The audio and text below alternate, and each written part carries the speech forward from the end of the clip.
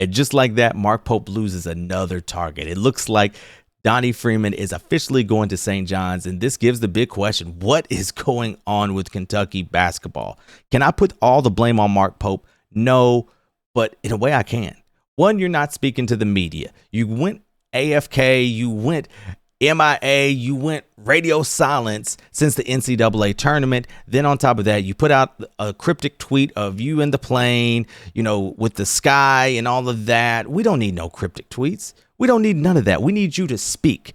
You're the coach of the University of Kentucky. You need to speak to Big Blue Nation. Be like, hey, listen, I know we've missed out on some targets. We're working really hard to get the program where it needs to be. We're working hard to find players that will fit the system. But you can't even do that. You can't take 30 minutes out of your day to spend talking to Big Blue Nation just to say, hey, guys, trust me, let me work my magic. And you can say the magic really isn't working. Then the $22 million is actually came back to bite us in the butt. They didn't say yay or nay. So if I'm an agent and I know that you all spent $22 million, I'm going to send my client there just to see what your price is.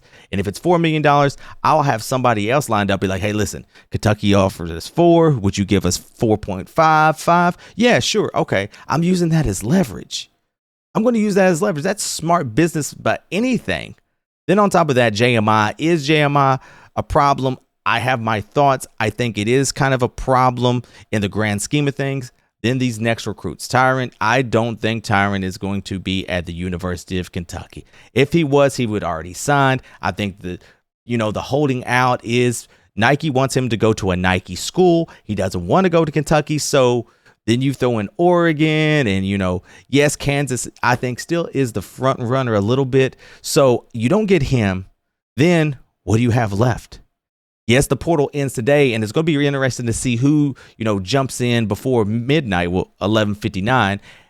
There could be some gems hopping in there. But if I'm Mark Pope, I am on my high horse. I am looking under every rock, stone, whatever to find that hidden gem and make sure they get to Kentucky. But I want to hear from you all. What do you think about this? Do you think, are we at a 10 of a 10 panic?